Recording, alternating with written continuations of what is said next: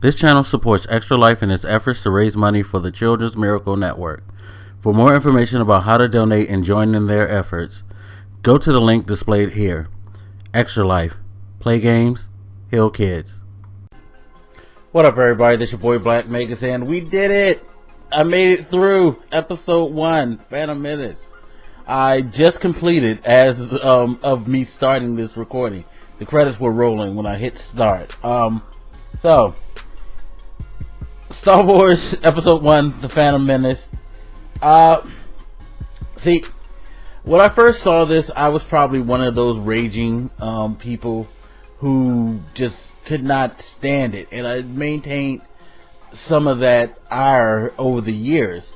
So I think it was good that I watched this, because while I still don't have a high opinion of this, I am still firmly in the belief that out of all 6 of these Star Wars movies, at least the ones that these that connect to each other, because I guess you can count Clone Wars too, but I guess I'm only doing live action and not animated. But out of the live action films for Star Wars that were released, this is the worst, hands down.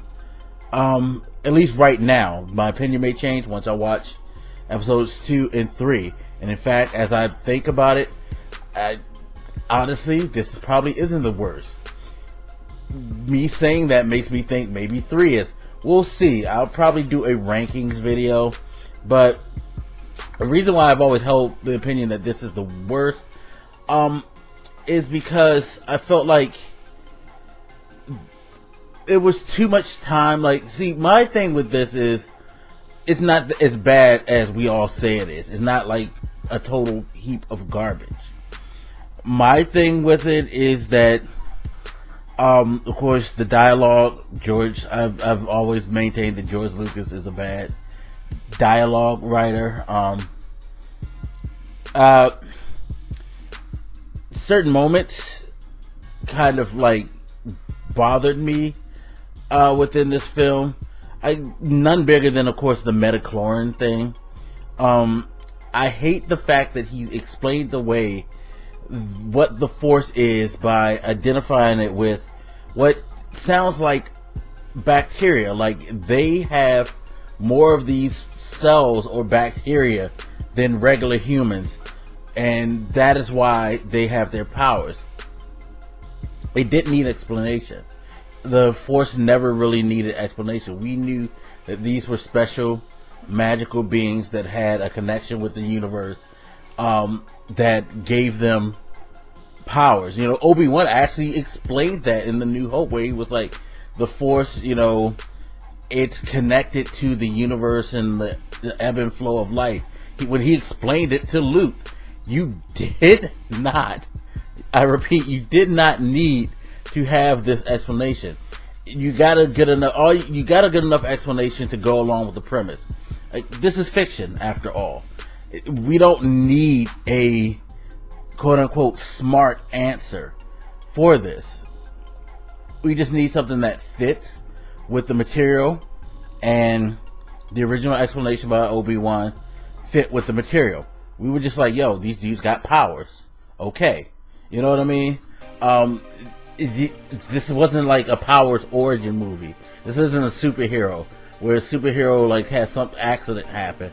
No, you're trying to say that the Force is a culmination of the accumulation of cells or bacteria. Some got more, some got less. Okay.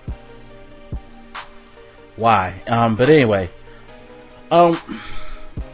See, my thing was, you had that. The story leading to how they got Anakin, I thought was just kind of rough. You know, and he said before he was making this for his kids. So the pod racing part, you know, while it looked visually cool, it definitely was a thing that you can tell after hearing him say that yeah, he was just trying to put in a nice quote-unquote family moment, so to speak, even though it's a family moment that's marred by the death of pod racers.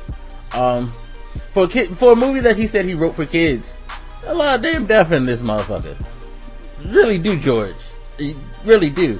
He actually showed a little more than we saw in the previous one. Like at the end when the Federation ship exploded, you could see them like getting doused in the fire, like just drowned in it. I don't recall it being that graphic in the original trilogy. Yeah, you showed people dying, but not engulfed in flames from what I can remember. Or like in the beginning when that ship got blown up. That was crazy too, but you know, it wasn't as bad as first remembered. I could definitely say that. I mean, the thing that makes this a better than decent movie is the action. I think the action kind of carries this movie. That's the strength of this film.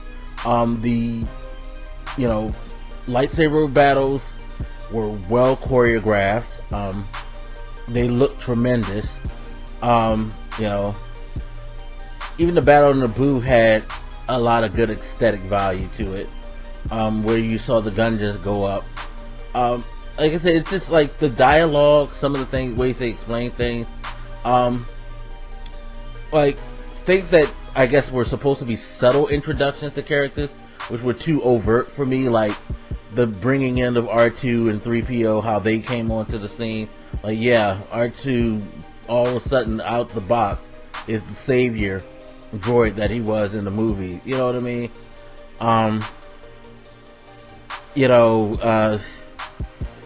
The introduction of Palpatine, certain things that he would say, it was like he did a lot of like, elbowing. Like if you know how if you're sitting beside somebody who's watching a movie and they know the story, or they seen it before, and a big thing that they already know about is about to coming, they kind of like see, look.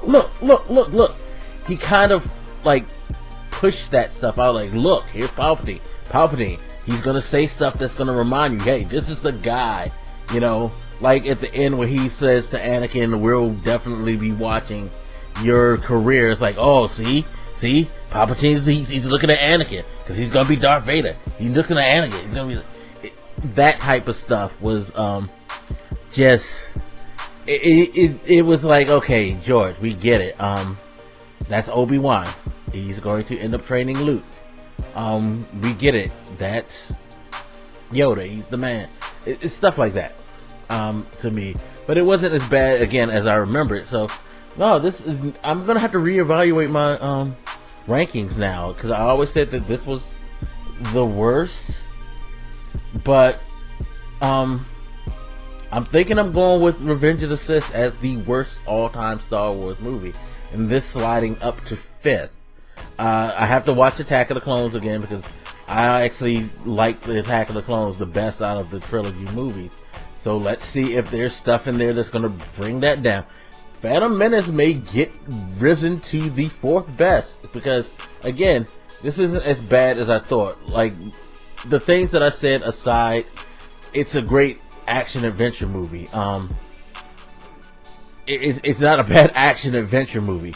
I just guess as a Star Wars fan, coming from like the original trilogy and looking how this was supposed to flow into the lore, that's the thing. It wasn't a seamless flow, and that is one of the biggest issues that I think that we as Star Wars fans have with this movie and the trilogy, and I think that's going to be proven to be correct for me as I finish off these first 3 movies. But it's not as bad as I thought. It was tolerable. Like, the moments that I couldn't tolerate, I groaned. But like I said, the fights, they were cool. The action sequences, for the most part, were cool. Still don't like Jar Jar. I avoided talking about him in detail in this because there's really not much to say. Awful character. The Gungeons, awful race to introduce. They just nah. A little too silly, a little too nah. They just don't go. They don't go in this. They could have done without them. It's like they definitely don't have the charm of the Ewoks. Let's just say that. But anyway, you guys hit me up. Let me know what you think about the Phantom Menace, and I'll holler at you later. It's your boy Black Makers, and I'm out. Deuces.